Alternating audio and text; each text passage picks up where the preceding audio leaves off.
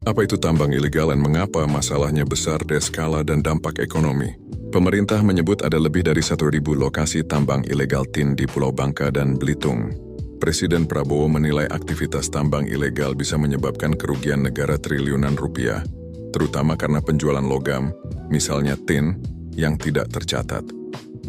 Ada laporan bahwa tambang ilegal menimbulkan kerugian aset negara hingga 300 triliun dampak lingkungan. Tambang ilegal merusak kawasan hutan dan ekosistem, terutama ketika berada di area lindung atau hutan konservasi. Di beberapa tambang emas ilegal digunakan bahan kimia berbahaya seperti merkuri dan sianida tanpa kontrol, meningkatkan risiko pencemaran.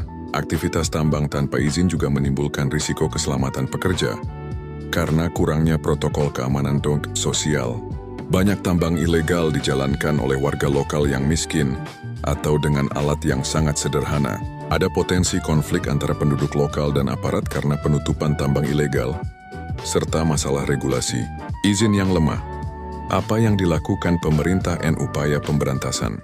Crackdown nasional. Presiden Prabowo Subianto memerintahkan penindakan besar-besaran terhadap tambang ilegal. Aparat seperti TNI, Polri, Bea Cukai dilibatkan dalam operasi untuk menutup tambang ilegal dan menghentikan penyelundupan logam. Aset tambang ilegal yang disita, misalnya smelter tin, alat berat, diserahkan ke BUMN tambang seperti PT Timah. Penegakan hukum di kawasan hutan. Kementerian Lingkungan dan Kehutanan bersama aparat melakukan operasi di hutan yang dieksploitasi tanpa izin. Contoh, di NTB, Lombok ada operasi tambang emas ilegal di hutan lindung. Ada pembentukan Satgas Khusus Illegal Mining Task Force untuk mengidentifikasi dan menindak area pertambangan ilegal di zona hutan. Dukungan teknis dari organisasi ahli. Perhimpunan Ahli Pertambangan Indonesia, Perhapi, mendukung tindakan pemerintah untuk memberantas tambang ilegal.